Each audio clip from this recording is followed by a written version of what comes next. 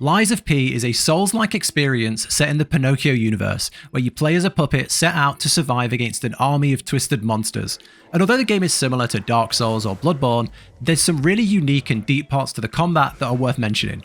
From breaking enemies' weapons, staggering them, to using robot arms and attachments to set enemies on fire or use a literal grappling hook. So I want to go over everything in this full Lies of P combat guide with some big tips before you jump into the game.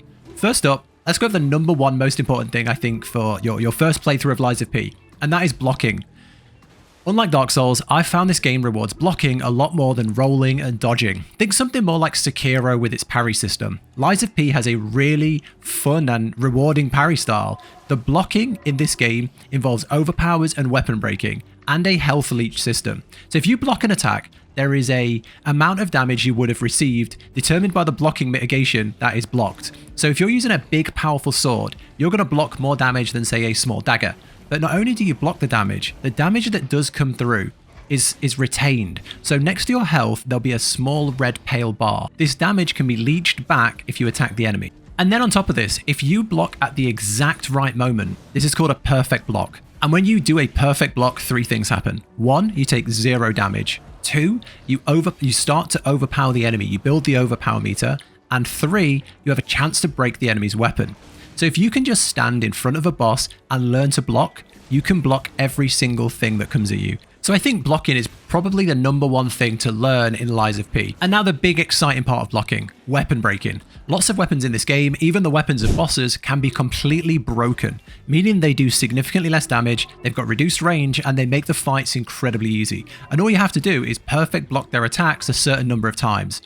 When you do a perfect block, you'll notice that their weapon glows red hot. That will be an indicator that that weapon is breakable. Now, I've tested this on some of the smaller enemies, and you only have to block it 2 or 3 times.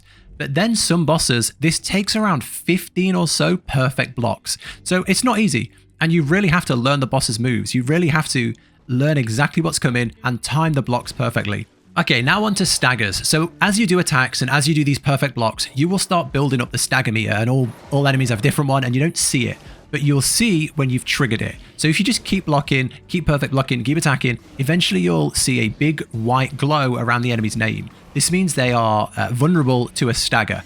And then as soon as you see this white barrier, this white border, you have to land a charged heavy attack. So this is like a risk reward kind of thing, because some just don't let you get a heavy attack in. You might die trying to do it. But if you do it, you'll drop the enemy to their knees and they'll be staggerable. And then you can do some huge damage. You can do there'll be either on a boss, there'll be a place to stand, or on a normal mob, you'll get the 3 lines indicating that you can get like a sneak attack in. And this means that you can do a full hard combo attack on the enemy for huge damage, and they'll just stay down for a little bit longer. But on top of this, you don't just have to do this for huge damage. You can use it to refill your potion by doing damage. You can use it to step back and repair your weapon. You can use it to go back and use any consumables you need, maybe refill your legion, things like that. So staggering is really, really good and hugely important. I've used it on some big bosses at the right time to break up a certain part of the fight that I don't really want to deal with. So maybe there's like a really powerful attack that it's hard to get out of on my build. You can land a stagger at that exact moment and it just skips that. It just breaks that part of the fight, which is awesome. And now the last thing to talk about is easy to overlook because it's not just standing in front of the boss hitting him with a sword. This is your legion weapon. So at the start of the game, you have a metal arm on your left. Your left arm is made of metal. But as you progress, you can unlock new and powerful attachments to go on your arm. And you should 100% use these arms to match your playstyle. If you're playing a strength type build where you're up close, blocking and slamming with a big sword, then the shield attachment works really, really well. This gives you a shield on your left arm, but upgrading it lets you attack while blocking. So you can have a shield up and still swing your sword, and if the enemies hit your shield, they explode. It's amazing. The puppet string is also really good for this build, as you can pull in fast, jumpy enemies back into the fight, and you can draw them in and just smash them. You can also pull enemies across gaps and over rooftops and just drop them down and, get rid of ranged characters. However, if you're playing, say, a Dex or a fast build, the Falcon attachment is really good. It lets you have a shooter on your left arm that does a surprisingly large amount of damage. You shoot a bolt from your arm and it explodes. And if you upgrade this, it even lets you use this while dodging. So if you're playing as this, dagger, Dexy kind of build, you can dodge out the way and shoot a quick shot at the same time for great damage. And the last thing to mention is, a unique system to Lies of P, the Fable system.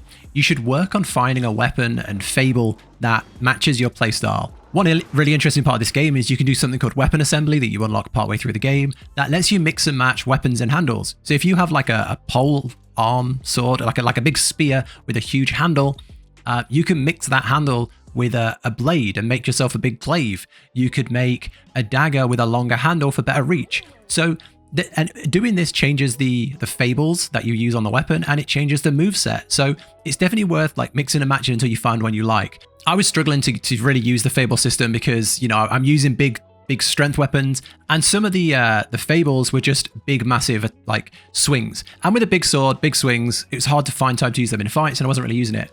But then I got the boss weapon, the Holy Sword of the Ark, and that has one of the fables is you can lengthen the weapon.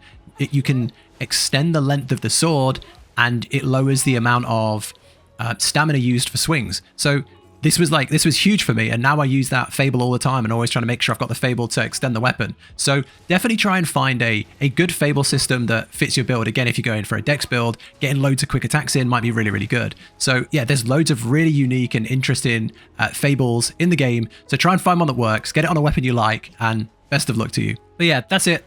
This game's incredible. I'm having so much fun with their take on the Souls-like experience, but hopefully this helps. If you have any other questions or you want any other guides or tips in this format, let me know down below. I also have a website where I'm posting a lot of Lies of P stuff like boss guides and some other tips and things, so I'll link that down below if you want to check that out. But that's it for this video. I hope it's helped. Take care, and I'll catch you in the next one.